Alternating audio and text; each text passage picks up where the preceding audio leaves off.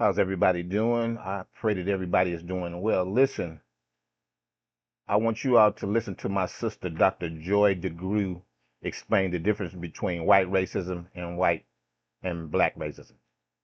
Show of hands. Come on, you think you know. I'm not suggesting I know. I just have a couple of definitions that kind of came to me as I thought about. How many people think there are white racists? That there are white racists out there? How many think there are black racists out there? Okay. Now, this is an interesting thing because this becomes important as we begin to define concepts. Now, I do that. I usually define concepts all the way. But one of the things that I do is I try to help people get a picture of what I mean by racism. So tell me how it is. The first category is white racism, then we'll deal with black racism. So white racism. Tell me the ways in which white racism adversely impacts the lives of black people.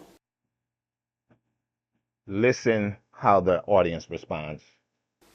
Just what are the ways that white racism can adversely impact the lives of black people as a group? What are some of those ways? I'm sorry? Power, but how is that defined specifically? Education, okay. I'm sorry? Economically, employment. What else? Housing. What else? Policing. Why are we here today? Healthcare, okay. Now, And if you notice, everything that she named, most of these institutions are ran by white people, specifically white men who are in the position to impose their will on black people. we could actually kind of grow that list. Now we're going to move over to black racism. Tell me the ways in which black racism adversely impacts the lives of white people as an entire group. Thank you. Crickets. Nobody responded because they have sense enough to know that black people in most cases are not in a position to impact the lives of white people politically, socially, and economically. The reason why you become silent, there's one that always comes up, and that's fear. White people are afraid of black people. Now, this is the one thing that puzzled me, because I don't know why white people will be afraid of black people, since black people are not in the position to impose their will on their lives. The only thing I could conclude is that many white people, specifically conservative white people, are concerned that if black people ever come to power across the board, that they would do the same thing that white people have done to black people. They're afraid of us. And it's a very interesting thing because black people know it. We know white people are afraid. But you have to start getting into the psychology. What are you afraid of? Why are you afraid? But it's an interesting dynamic. Now, also you see the difference in what racism is, do you not? Racism implies you have not just prejudice, but the power to do something with that prejudice. Now, I don't like you, not only that, but I'm going to control whether you can get, I may say I hate you. I hate white people. I hate them. It's not going to change you getting that, loan. Did y'all get that? You can hate somebody. You can have bias against them, but you cannot impact them from getting a loan.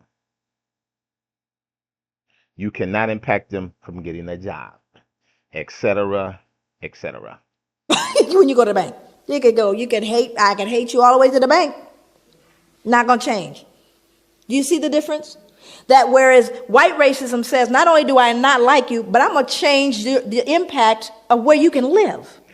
That's what many white conservatives do not get or understand.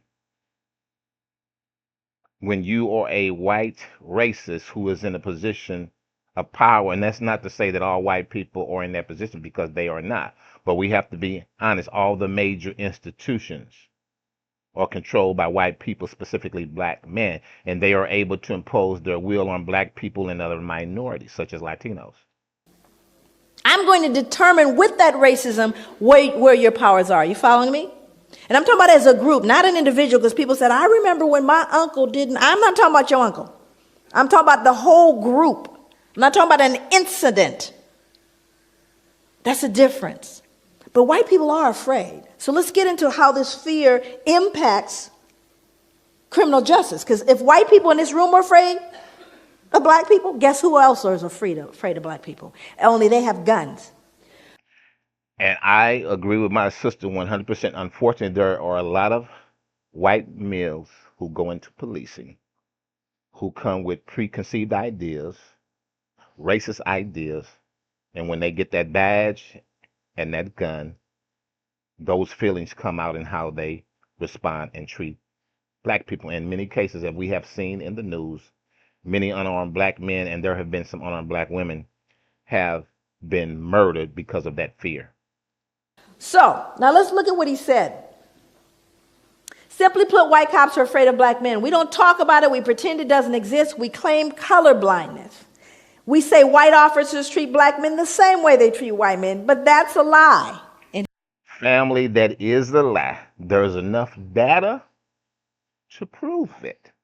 But the main thing I wanted everyone to get from this video that there is a difference between white racism and black racism. The point is, black people can be bigots. They can be prejudiced, but they cannot be racist. Because the bottom line is this: across the board, black people are not in a position of power. In the meantime, stay up and stay informed. God bless you.